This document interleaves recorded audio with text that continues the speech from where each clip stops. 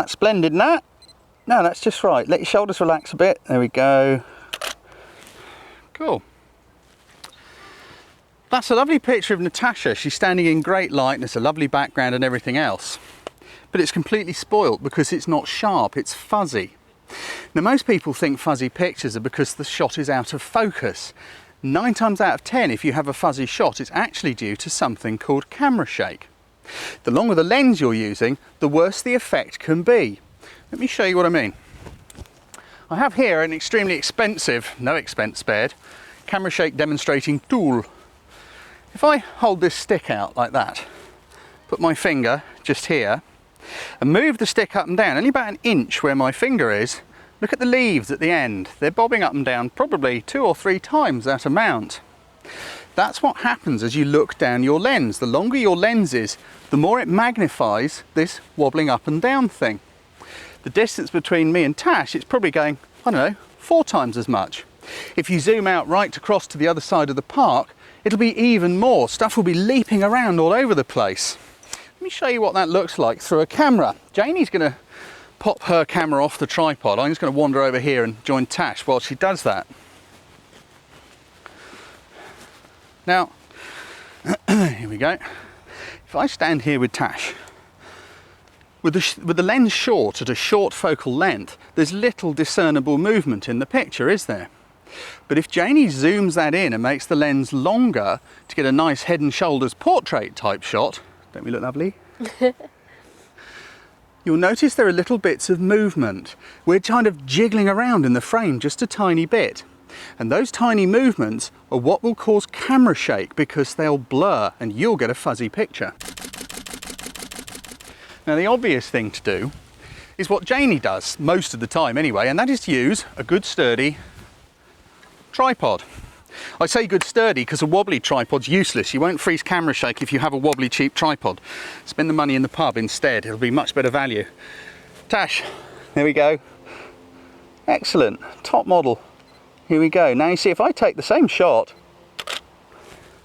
on the tripod, now it's nice and sharp because there's no movement of the camera and obviously there's little or no movement of Nat. But what if you haven't got a tripod with you? There is another way. What you have to do is use a fast enough shutter speed to freeze that motion.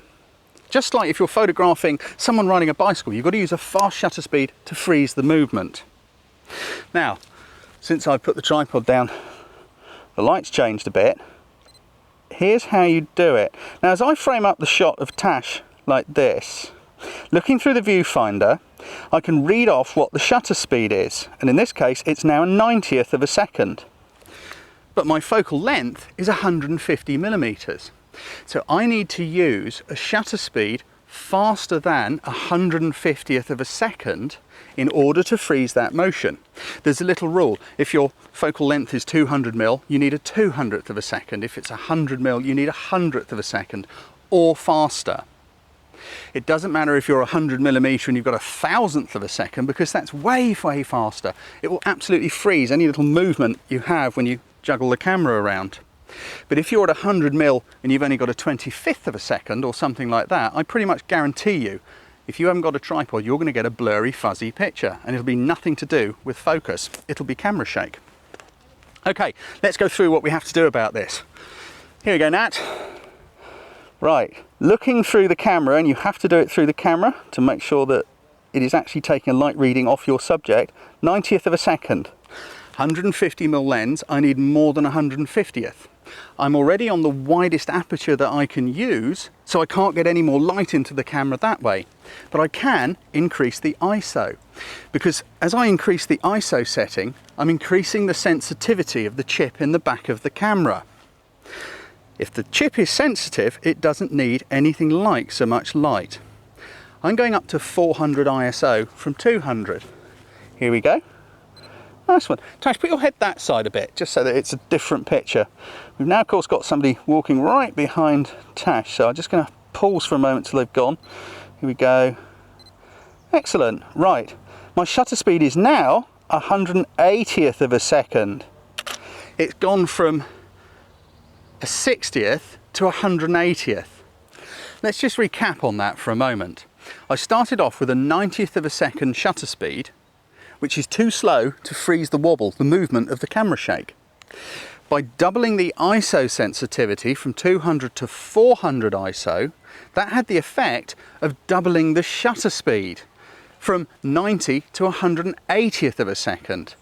Because my lens was at 150 millimeters and 180th of a second is a faster shutter speed than the number 150, which is the focal length of the lens, that's fast enough to freeze any motion that I may have when I took that shot.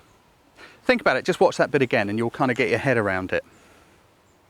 Now, another thing you can do to help minimize camera shake is the way you hold your camera. If you're holding your camera like this in two hands and looking like that, you'll probably find it's really easy to wobble it. I know I'm exaggerating now, but it's nothing like as easy as just making a little rest with your hand and kind of a tripod against your body and kind of like that. You can still zoom it and twiddle around and all that kind of stuff, but it just holds the camera an awful lot steadier. And finally, I find breathing makes an enormous difference. I know it sounds silly, but you look at Olympic rifle shooting champions, they really concentrate on their breathing, and this is what you're doing. It's why it's called shooting a picture.